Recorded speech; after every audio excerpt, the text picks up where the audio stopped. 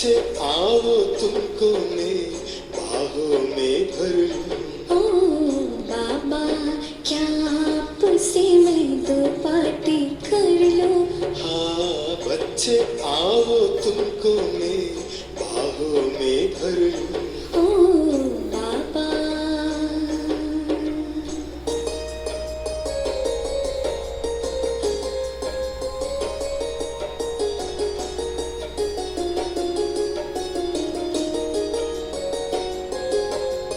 आपने साकार में सींची मधुबन की फुलवारी।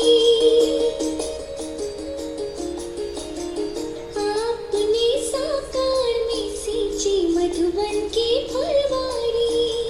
कहाँ चल गए छोड़ कर जब आई अपनी बारी। आप कहे कुछ भी कैसे मैं ड्रामा कह दूं। ओ बाबा ओ बाबा क्या आपसे मैं दो बातें कर लूं। हाँ बच्चे आओ तुमको मैं बाहों में भर लूं। ओ बाबा ओम शांति। आज बाबा की 16 जून 2021 की मुरली है।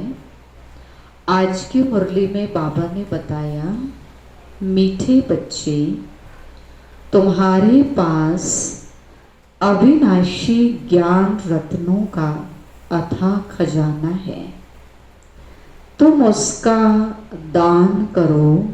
तुम्हारे दर से कोई भी वापस नहीं जाना चाहिए, है ना। बाबा ने कहा ज्ञान रत्नों का दान करो सभी को, कोई भी आत्मा खाली नहीं जानी चाहिए, झोली भर के जाए ज्ञान रत्नों से।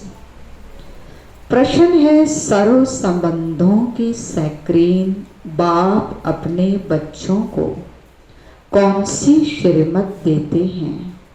बाबा कहते हैं, मीठे बच्चे अपना बुद्धि योग सब तरफ से हटाए, एक मुझे याद करते रहो।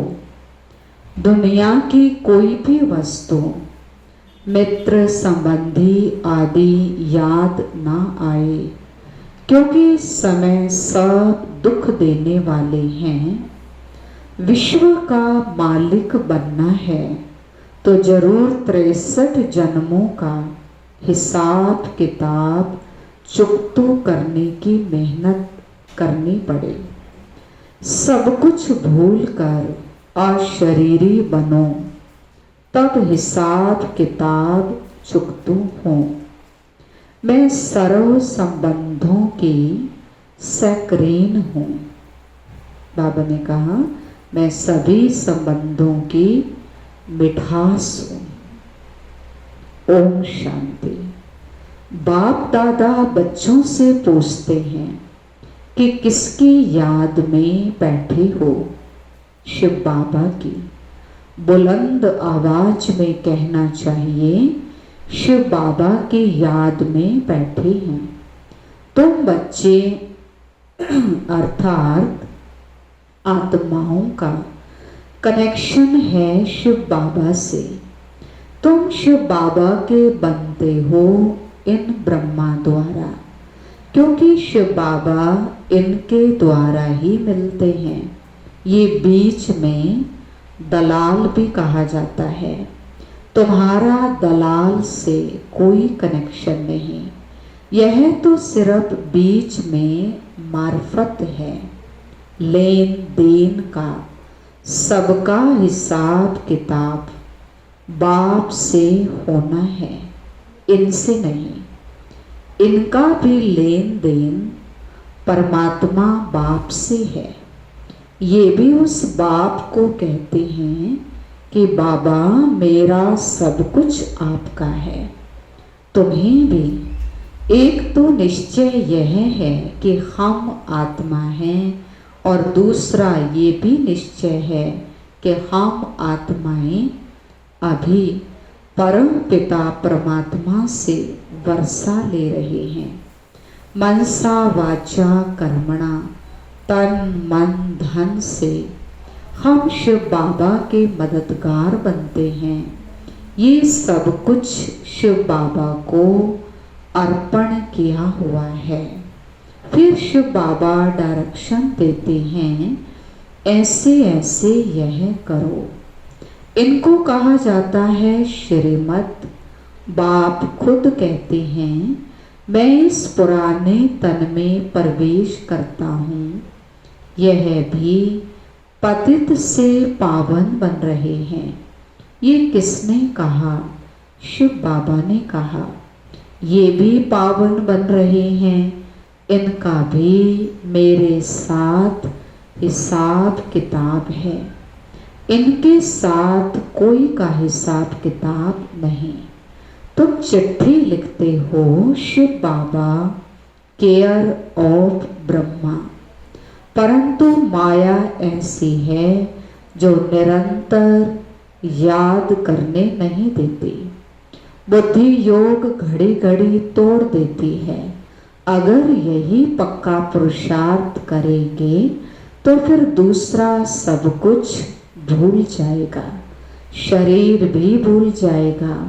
ये शरीर होगा, परंतु आत्मा को इन सब चीजों से नफरत होगी, यानी आसक्ति खत्म हो जाएगी। ये अवस्था जमाने की प्रैक्टिस करनी होती है। अंत में हमको अपना शरीर भी याद ना आए। बाप कहते हैं, अपने को अशरीरी समझ मुझ बाप को याद करो। मैं सदा अशरीरी हूँ, तुम भी अशरीरी थे।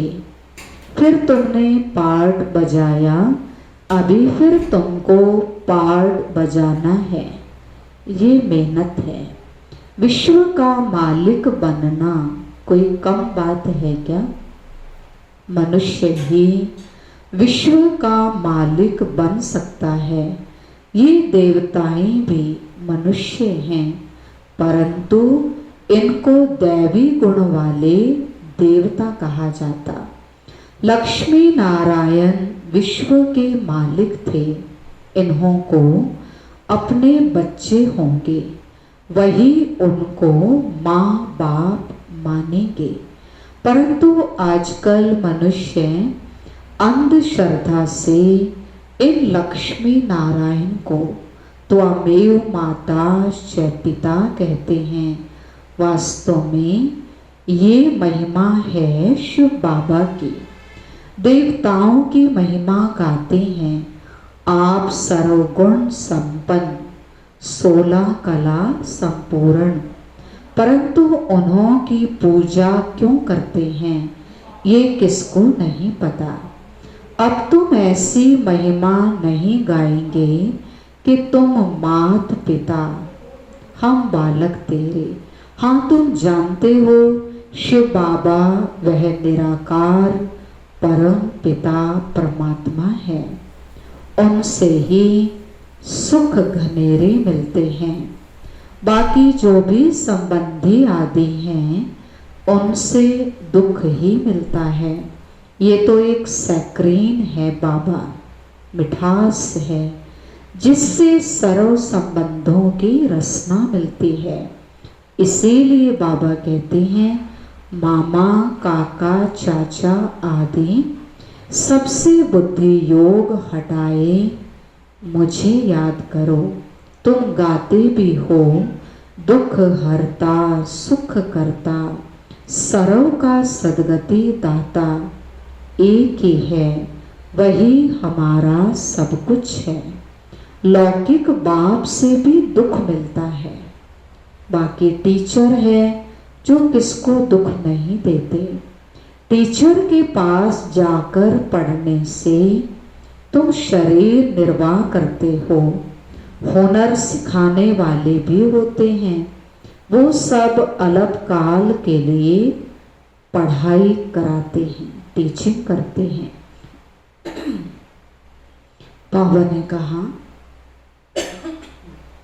भक्ति में भी महिमा एक राम अथवा परम पिता परमात्मा की करते हैं, उनको ही याद करते हैं।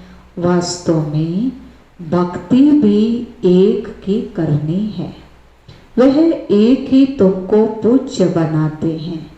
तुम पहले पहले एक शिव बाबा की पूजा करते हो, उनको सतो प्रधान भक्ति कहा जाता है।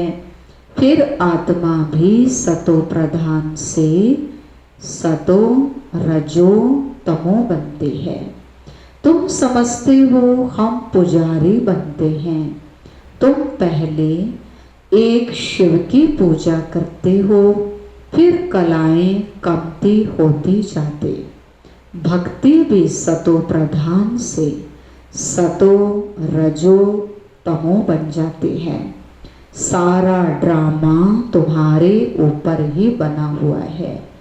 आपे ही पूज्य, आपे ही पुजारी, जो 84 जन्म पूरे लेते हैं उनके ही कहानी है, उनको ही बाप बैठ बताते हैं तुमने 84 जन्म कैसे लिए।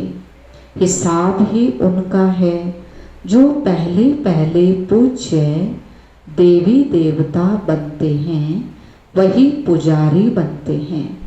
बाबा कहते हैं मैं कल्प कल्प आकर तुमको पढ़ाता हूँ और देवी देवता धर्म की स्थापना करता हूँ, राजयोग सिखाता हूँ।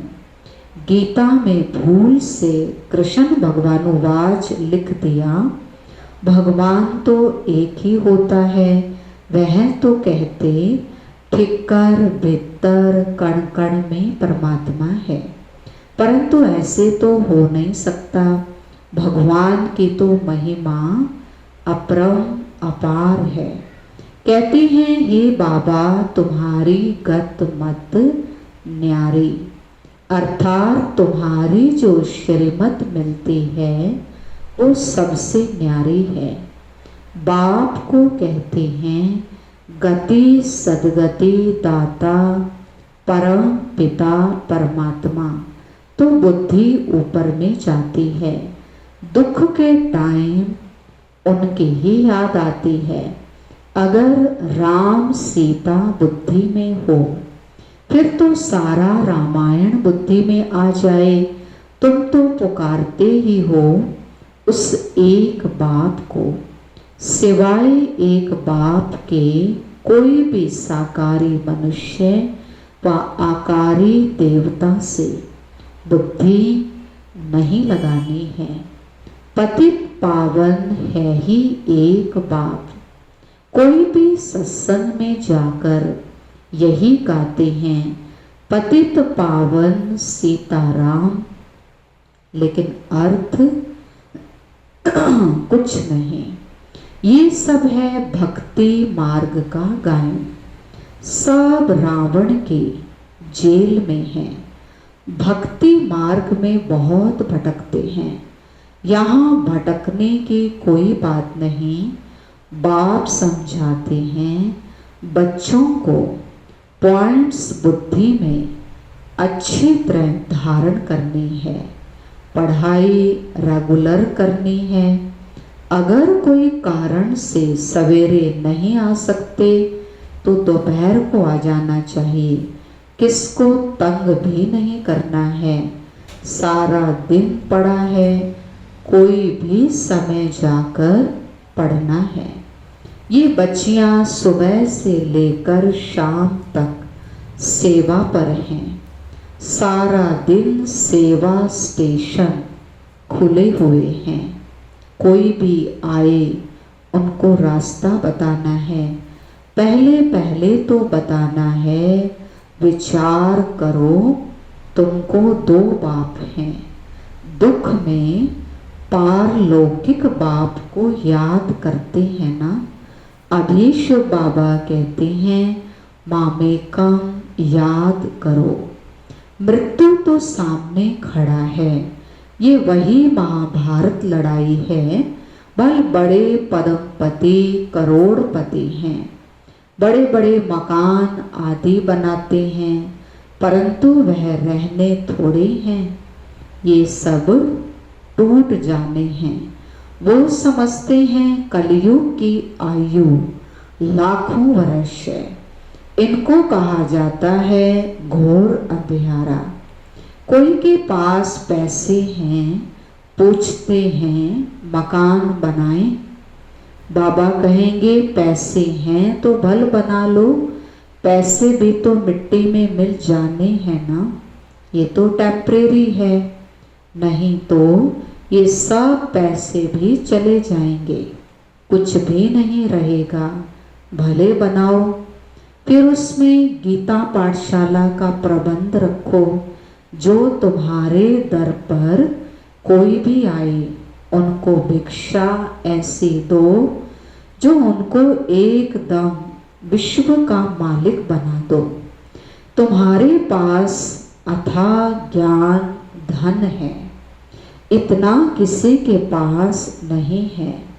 तुम्हारे पास सबसे साहूकार वो है जिनके पास बहुत ज्ञान रतन बुद्धि में भरे हुए हैं। बाबा ने कहा बहुत धनवान वो हैं जिनके पास ज्ञान रतन बुद्धि में भरे हुए हैं। कोई भी आए तुम उनकी झोली भर दो, तुम्हारे पास इतना खजाना है। सिर्फ यह बोर्ड लगा दो, आओ हम आपको सदा सुखी स्वर्ग का वर्षा पाने का रास्ता बताएं। परंतु बच्चों में वो नशा नहीं रहता, यहाँ नशा चढ़ता है, बाहर जाने से भूल जाता है। शौक होना चाहिए, कोई भी आए उनको रास्ता बताएं जो बेड़ा पार हो जाए। तुम्हारे पास बहुत भारी धन है, कोई भी भिखारी आए व लखपति आए तो तुम उनको भी बहुत ज्ञान रतन दे सकते हो। बाबा यहाँ नशा चढ़ाता है, फिर बाहर जाके सोडा वाटर हो जाता है। बाबा तुम्हारी अविनाशी ज्ञान रत्नों से झोली भर देते हैं, परंतु नंबरवार हैं। किसके तकदीर में है तो पूरी तरह धारण कर लेते हैं। बाबा कहते हैं कोशिश कर तुम निरंतर मेरी याद में रहो। ऐसे नहीं सेंटर में जाकर एक जगह बैठ जाना है। बाबा ने कहा सेंटर में तो जाना है, 1 घंटा पढ़ाई करनी है, योग लगाना है, कोई सेवा भी कर सकते हैं, लेकिन सारा दिन तो नहीं बैठना। बाबा ने कहा चलते फिरते जो भी समय मिले बाप को याद करते रहना है। हाथों से काम करो और दिल अर्थात बुद्धि का योग बाप के साथ हो। बाप की याद से तुम्हारा बहुत कल्याण होगा। 21 जन्म के लिए तुम धनवान बन जाते हो। बेहद का बाप बेहद का वर्षा देते हैं। भारत स्वर्ग था, अब नरक है। बाबा कहते हैं अब मुझे याद करो तो तुम्हारी आत्मा सतो प्रधान बन जाएगी। बाप को याद करेंगे तो नशा चढ़ेगा। हमारे जैसा धनवान सृष्टि में कोई नहीं। बाबा ही याद नहीं होगा तो धन कहाँ से आएगा। स्वर्ग में तो तुम बच्चों को अपार सुख मिलता है। शास्त्रों में तो कितनी दंत कथाएं लिख दी हैं, गाते भी हैं राम राजा राम प्रजा, धर्म का उपकार है। फिर कहते हैं राम की सीता चुराई गई, बंदरों की सेना ली। आगे खुद भी पढ़ते थे, कुछ भी नहीं समझते थे। अब कितना समझ में आता है, कितनी वंडरफुल बातें लिखी हैं। बाबा कहते हैं मुझे प्रकृति का आधार लेना पड़ता है। त्रिमूर्ति में भी ब्रह्मा विष्णु शंकर दिखाते हैं, परंतु ये भी समझते नहीं कि विष्णु कौन है, कहाँ के रहने वाले हैं। विष्णु के मंदिर को नर नारायण का मंदिर कहते हैं, परंतु अर्थ कुछ भी नहीं समझते। विष्णु के यह दो रूप लक्ष्मी नारायण हैं, जो सतयुग में राज्य करते थे। अभी तो मनुष्य से देवता बन रहे हो, कोई भी आए तो बोलो। ये ब्रह्मा कुमार कुमारियां हैं, तो प्रजापिता ब्रह्मा सबका बाप हुआ। बहुत ढेर के ढेर प्रजा है, नाम तो सुना है ना। भगवान ने ब्रह्मा द्वारा ब्राह्मण रचे। बाप ने जरूर बच्चों को वर्षा तो दिया होगा। तुम बच्चों को विश्व का मालिक बनाते हैं। तुम शिव बाबा से वर्षा पाते हो। एक है लौकिक बाप, दूसरा है पारलौकिक बाप। अब यह तुमको अलौकिक बाप ब्रह्मा बाबा मिला है। यह तो जोहरी था, ये थोड़े कुछ जानता था। इनके लिए कहते हैं, इनके बहुत जन्मों के अंत के जन्म के भी अंत में इनमें प्रवेश करता हूँ। वानप्रस्थी बनने का रिवाज भी भारत में है। 60 वर्ष के बाद गुरु के पास चले जाते हैं। बाप इनमें प्रवेश कर कहते हैं, अब तुमको घर चलना है। मुक्ति सभी चाहते हैं, परंतु मुक्ति को जानता कोई भी नहीं। ब्रह्मा में लीन तो कोई नहीं हो सकता। यह तो सृष्टि का चक्र फिरता ही रहता है, सबको पार्ट बजाना ही है। कहते हैं वर्ल्ड की हिस्ट्री ज्योग्राफी रिपीट होती है। ये अनादि ड्रामा बना हुआ है। 84 जन्मों का पार्ट तुमको बजाना ही है। ये ज्ञान डांस होती है, वो लोग फिर डमरू दिखाते हैं। अब सूक्ष्म वतनवासी शंकर डमरू कैसे बजाएगा? उनका तो शरीर ही नहीं है ना, वो तो आकारी देवता है सूक्ष्म रूप में। बाबा ने समझाया, तुम बंदर के समान थे, यानी तुम्हारे संस्कार बंदरों जैसे थे, तो तुम बंदरों की सेना भगवान ने ली। तुम्हारे आगे बाबा ज्ञान का डमरू बजा रहे हैं, तुमको ज्ञान देते हैं। अभी तुम्हारी सूरत और सीरत दोनों पलटा रहे हैं। काम चिता पर बैठ तुम काले हो गए हो, बाबा फिर तुमको ज्ञान चिता पर बिठाए, सूरत और सीरत दोनों पलटाए, सांवरे से गोरा बना देते हैं। यहाँ बाबा कितना नशा चढ़ाते हैं, फिर नशा गुम क्यों होना चाहिए? अच्छा, मीठे मीठे सिकिलधे बच्चों प्रति मात पिता बाप दादा का याद प्यार और गुड मॉर्निंग। रूहानी बाप की रूहानी बच्चों को नमस्ते।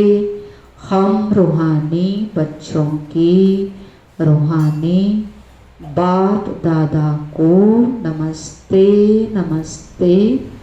Diamond morning, good morning. धारणा के लिए मुख्य सार, बाबा ने जो अथाह ज्ञान का धन दिया है, उसे धारण कर स्वयं भी साहूकार बनना है और सबको दान भी करना है।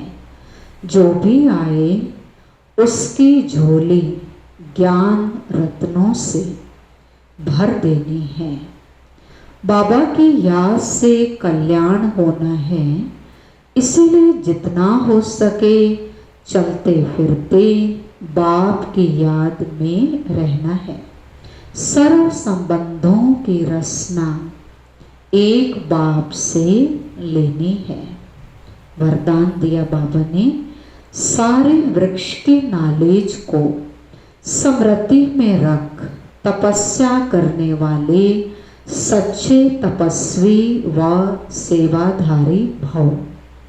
सारे वृक्ष की नॉलेज को स्मृति में रख तपस्या करने वाले सच्चे तपस्वी व सेवाधारी भव। भक्ति मार्ग में दिखाते हैं कि तपस्वी वृक्ष के नीचे बैठकर तपस्या करते हैं। इसका भी रहस्य है। बाप बच्चों का निवास इस सृष्टि रूपी कल्प वृक्ष की जड़ में है। वृक्ष के नीचे बैठने से सारे वृक्ष की नॉलेज बुद्धि में स्वतः ही रहती है। तो सारे वृक्ष की नॉलेज स्मृति में रख साक्षी होकर इस वृक्ष को देखो, तो यह नशा खुशी दिलाएगा और इससे आत्मा रूपी बैटरी चार्ज हो जाएगी। फिर सेवा करते भी तपस्या साथ साथ रहेगी। तो बाबा ने कहा वृक्ष की नॉलेज को बुद्धि में रखना है। स्लोगन है, तन की बीमारी कोई बड़ी बात नहीं, लेकिन मन कभी बीमार नहीं हो। अच्छा, ओम शांति। आज स्वामान का अभ्यास करेंगे। मैं सच्चा तपस्वी व सेवाधारी आत्मा हूँ, है ना। बाबा ने सच्ची तपस्या और सेवाधारी किसको कहा है? जो सारे वृक्ष की नॉलेज को याद रखते हैं। बाबा ने कहा आप इस मनुष्य सृष्टि रूपी वृक्ष की जड़ में बैठे हो, है ना। आपका संबंध बीज रूप परमात्मा के साथ है। तो परमात्मा ने हमें सारे वृक्ष का ज्ञान दिया है कि ये वृक्ष कैसे बढ़ता है, इसमें तना क्या है और इसकी टाल टालियाँ कैसे बढ़ती हैं, पत्ते कैसे बढ़ते हैं, यानी कौन सा धर्म इस दुनिया में कब स्थापन होता है, कौन सी आत्माएं सबसे पहले यहाँ आती हैं, है ना। और इस तरह से सारा बाबा ने वृक्ष का राज बताया है। तो बाबा ने कहा उसकी नॉलेज को स्मृति में रखना है। तो आपको पता, अंदर में पता चलेगा, अंदर में एक नशा रहेगा, एक खुशी रहेगी कि हम बीज से जुड़े हुए हैं और हमारा कनेक्शन परमात्मा के साथ है। तो हम सारे वृक्ष को पानी देने वाले हैं, यानी शुभ वाइब्रेशंस देने वाले हैं। तो ये संकल्प, ये बात याद रहेगी। तो बाबा ने कहा आप सच्चे तपस्वी और सच्चे सेवाधारी बन जाएंगे। अच्छा, ओम शांति।